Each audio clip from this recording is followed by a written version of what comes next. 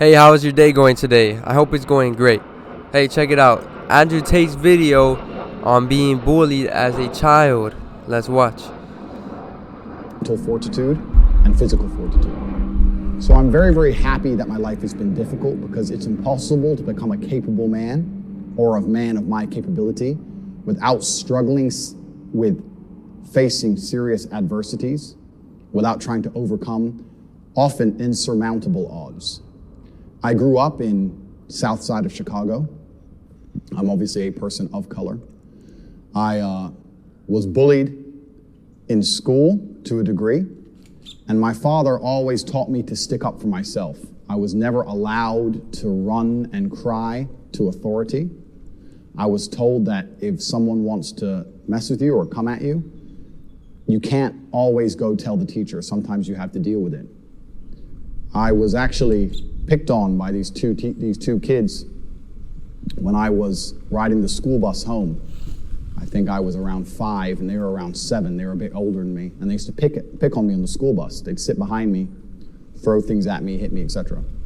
When I came home and I told my dad about it, I said, "Dad, these 2 kids are picking on me every single time I get the school bus. I don't know what to do."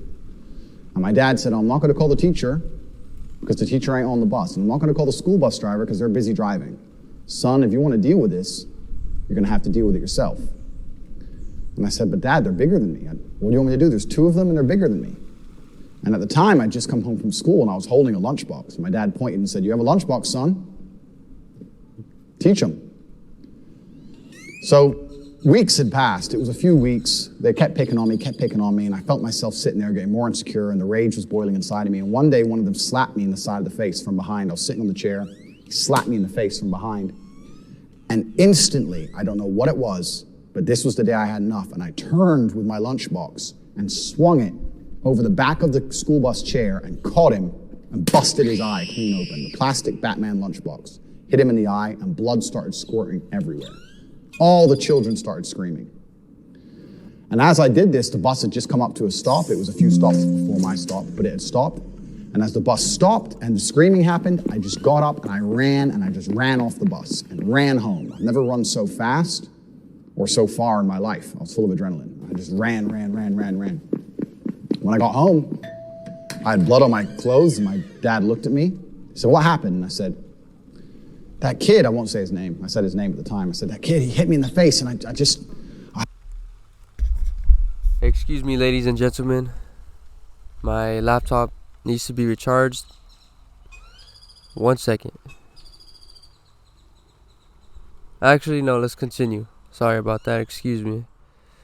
I had enough of getting hit in the face. And I was still holding the lunchbox, but it was all smashed up where I'd hit him with it. And my dad kind of smiled a little bit and said, "Don't worry, son. Get in the car."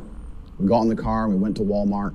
We walked up and down the aisle, and he looked and picked up another lunchbox, an exact replica of the same blue Batman lunchbox, gave it to me and said, "I'll buy you as many of these as you need." And that was the last we spoke of it. Funnily enough, I never saw that kid again. I don't know if he changed schools. I don't know what his parents did, but I never saw that child again. So even from a very, very young age, I was taught that going to authority and crying and hoping someone else is going to fix your problems is not the way a man should conduct himself.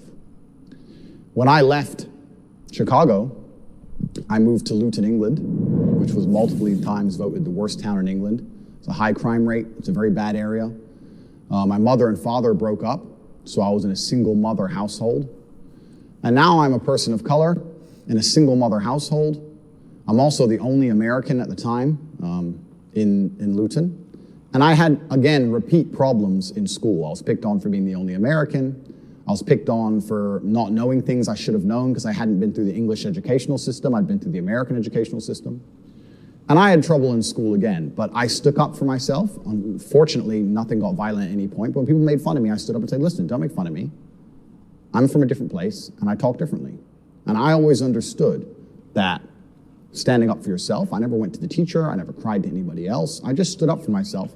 And over time, people learned respect for me and my boundaries, and they were very respectful of me.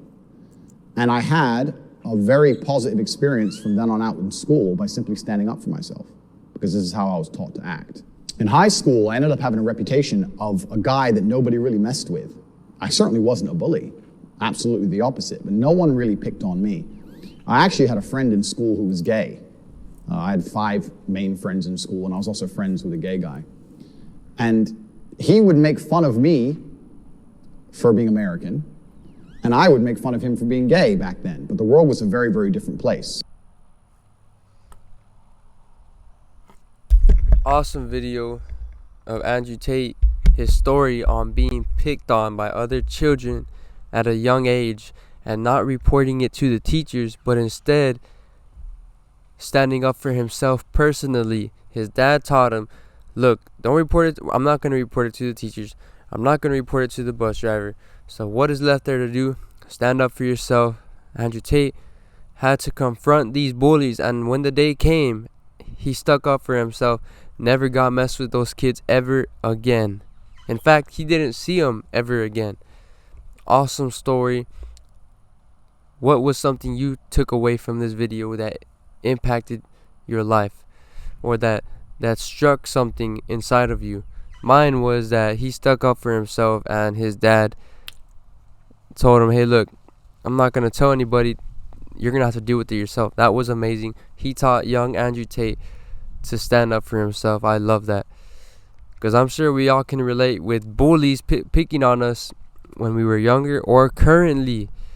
There's people out there that will still push your boundaries, and we got to teach them a lesson, not to treat us like dirt. Thanks for watching this video. That was an awesome video. It was a pleasure watching Andrew Tate with you. Thanks for coming by.